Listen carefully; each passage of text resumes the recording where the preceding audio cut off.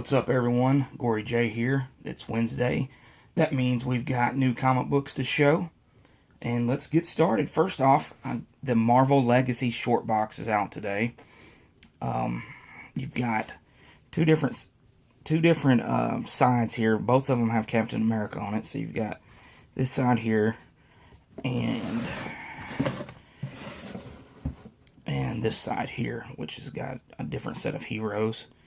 I always buy these anytime. He usually gets, my comic book shop guy, he usually gets these, so I'll make sure to pick them up.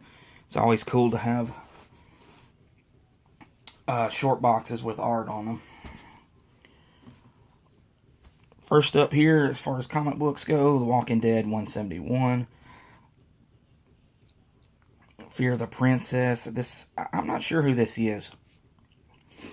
I don't know if that's a new character or someone else.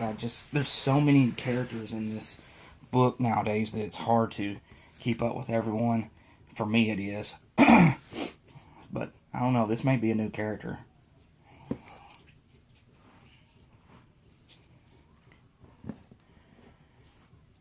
Superman number 30. This is a minute longer storyline. This is Superman and Sinestro, I think, versus Parallax. I know Superman is possessed by Parallax in the last issue, as you can see here in his yellow lantern outfit.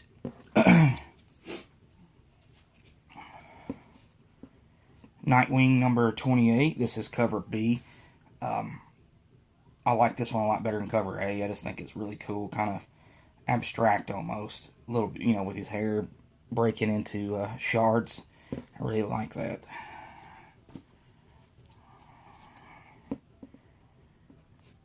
Bane Conquest number 5. Been starring Catwoman. If you like Bane, you like 90s comics, this will be for you. It's not the best thing in the world, but it's alright, especially if you're into the Batman universe, you'll like it. Speaking of Batman, The War of Jokes and Riddles. This is an interlude. This is Batman number 30. So this is, if you recall, if you've been reading this, the last interlude was about Kite Man. I believe this one is also about Kite Man. But on the cover here, you've got Batman versus basically his rogues gallery.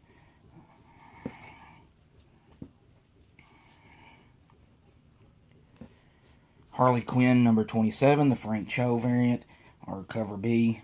You got Harley Quinn there doing yoga with her little wiener dog. Oh, I love these Frank Cho Harley Quinn covers. Bombshells United number 1. This is probably the big DC release, I guess, this week as far as number 1 issues go. Beautiful Terry Dodson cover. Hopefully he's going to do most of these. This is going to come out every 2 weeks or twice a month. So if you missed the last series of DC Comics Bombshells, there's a good jumping on point right here with Bombshells United. And if you're just a cover collector, these are those almost every one of those Bombshell issues had absolutely great covers. So, and this was no exception. Alright, on to Marvel Comics. First up, Generation X number 6. Got an auction here. Looks like it's being held by Arcade. From Murder World. Another Terry Dodson cover, too. Iceman number 5. I haven't been really on board with this. It's been kind of but I tell you, last issue I really enjoyed it. So this one may be pretty cool. I'm assuming it's the Juggernaut. I don't recall him ever having tentacles or pipes, wires, whatever, going into his helmet. It's almost Bane-like. But Juggernaut, I've always liked him as a character, so this ought to be pretty fun.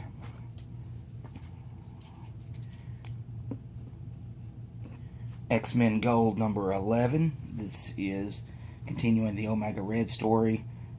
Last issue, I really enjoyed it. Omega Red's back. This one will probably be just as good.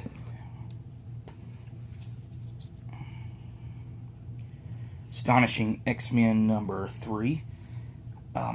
This has been a really good story so far. It's the a group of X-Men basically versus Shadow King in the astral plane. Professor X is back in the astral plane. It's like Shadow King has that version of Professor X, like he's taking him hostage or something. I guess when he died, it's not fully explained yet. This cover here, you see the evolution of Wolverine from the boy to Weapon X, your classic Wolverine to Old Man Logan, and then dead Wolverine.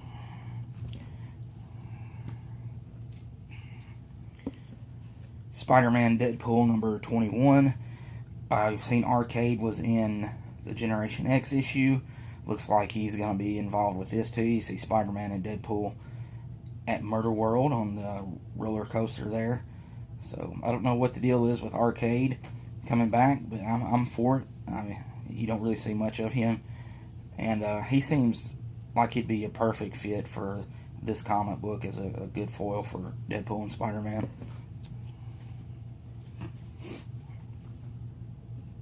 All new Guardians of the Galaxy number 9. Pretty cool looking Groot and Rocket cover. I believe what's been going on with this, I mean, most of the issues have been there's been solo-ish stories with these guys, but there's I don't know what alien race Groot's from, what it's called, but they are here, or there, or whatever, and looks like they're going to be involved. I don't know if they're going to be bad guys, or just kind of there, or what, but, so that's happening.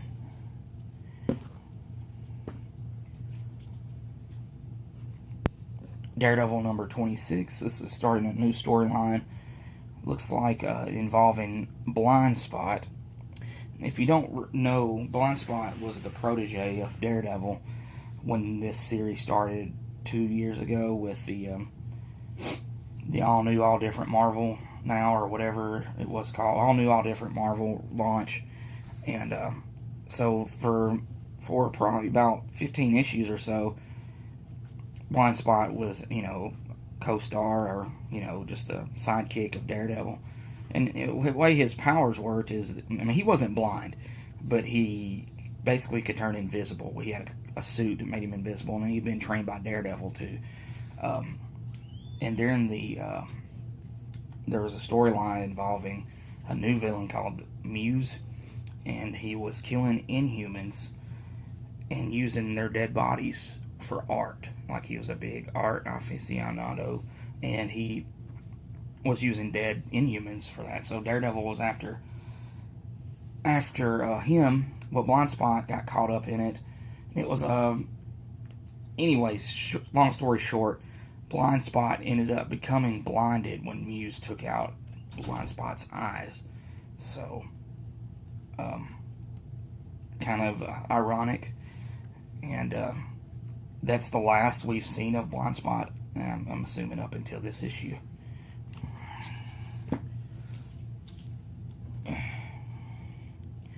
Generations, Iron Man Ironheart issue. Excuse me. I've been liking these okay. The Hawkeye issue last week was very good. So the reviews on this one, I think, has not been great, but there haven't been bad. But I'll use my own judgment when I read it. The actual Venomverse story starts this week. Venomverse number 1. And there was also a one-shot to go along with that. Venomverse War Stories number 1. And definitely my cover of the week. Look at this. This is just your regular cover, Darth Vader number 5. How awesome is that? He really, if you've been reading this, you know that he is really, that fight he had with that last Jedi and what he ended up doing to him and his people, it was rough. And so this is, I guess, the follow-up to that story. And along the Star Wars line, in the last issue I've got here, is Journey to Star Wars, The Last Jedi, Captain Phasma, number 1. Captain Phasma was a character, of course, in Force Awakens. played by Gwendolyn Christie from Game of Thrones.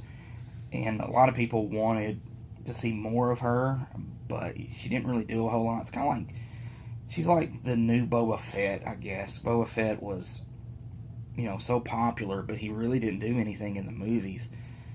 And he honestly didn't. And then you got Captain Phasma, who's, got a cool look, cool suit. It's a woman, and she didn't really do a whole lot in The Force Awakens, but hopefully that's going to change. You got your own comic book here to read if you're a fan of hers. And if not, maybe you'll become one. Maybe this will give you a reason to become a Captain Phasma fan. Alright guys, that's all I've got this week. I appreciate everyone for watching, and I will see you guys next time.